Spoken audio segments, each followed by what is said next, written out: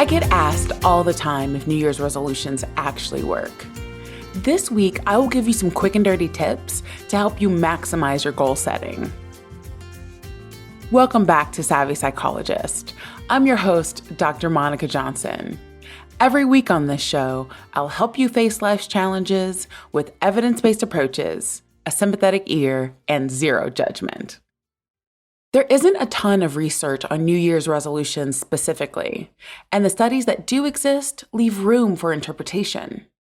One longitudinal study on New Year's resolutions found that 77% of people were able to maintain the resolutions for 1 week, but only 19% were able to keep them up for 2 years. Of those that were successful, the mean number of slips was 14. I think that's particularly important to keep in mind, as it shows that success isn't an all or none condition.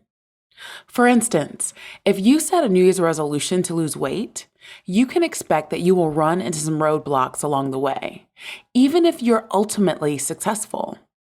But many of us choose to be harsh with ourselves when we experience a slip, instead of seeing it as a part of the process.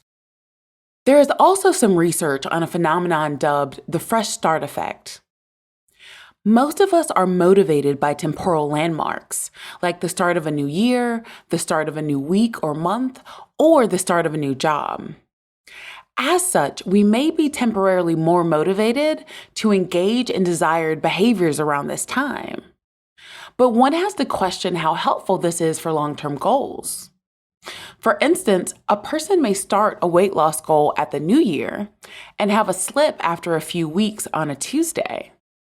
Instead of chalking it up to a slip and getting back to their program on Wednesday, they might capitulate to a certain degree.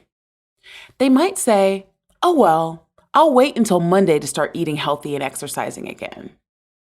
Or for another example, how many of us have hit the holiday season and said, "Well, the rest of a year is a wash, and I'll pick it up again in the new year"?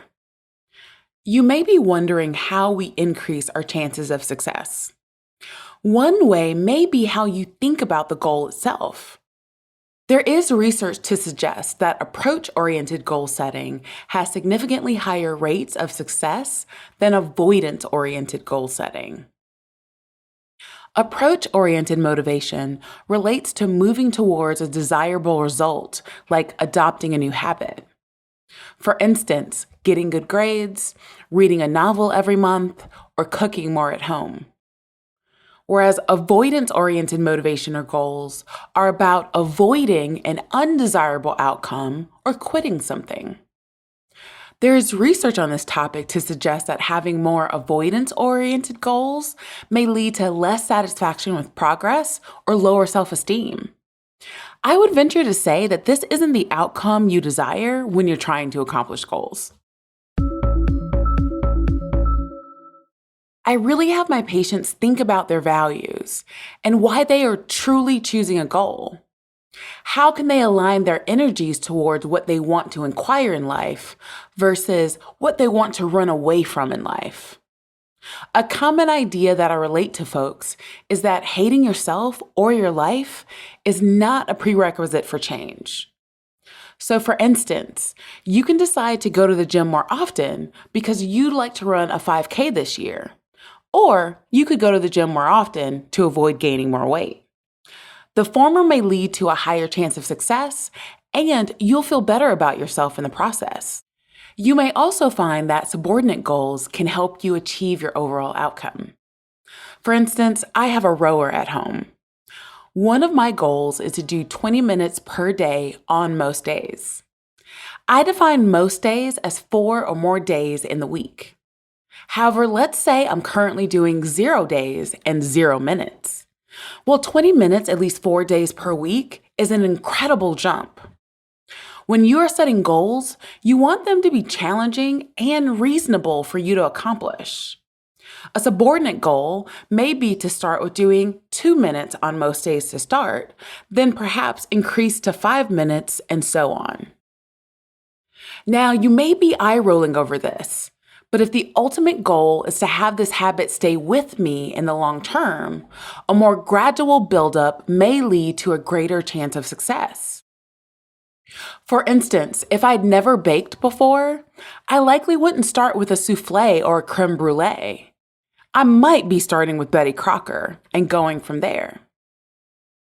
This also allows us to experience incremental progress and success, which can be motivating. For more information on goals, I strongly recommend listening or re-listening to my episode on SMART goals. You can find a link to that episode in the show notes. Whether you choose to partake in New Year's resolutions or not, most of us have goals we'd like to accomplish at various points throughout the year. And sometimes success is influenced by how you start the race. What's an approach goal that you have for yourself this year? Let me know on Instagram at KindMindPsych. You can also reach out to me via my email at psychologist@quickanddirtytips.com or leave a voicemail at 929-256-2191. The Savvy Psychologist is a Quick and Dirty Tips podcast. It's audio engineered by Steve Rickyberg with script editing by Adam Cecil. Our podcast and advertising operations specialist is Morgan Christensen. Our digital operations specialist is Holly Hutchings. Our marketing and publicity assistant is Davina Tomlin. And our intern is Cameron Lacey. Follow Savvy Psychologist on Apple Podcasts, Spotify, or wherever you listen to podcasts. That's all for this episode of Savvy Psychologist. Thanks for listening. I'll see you next week.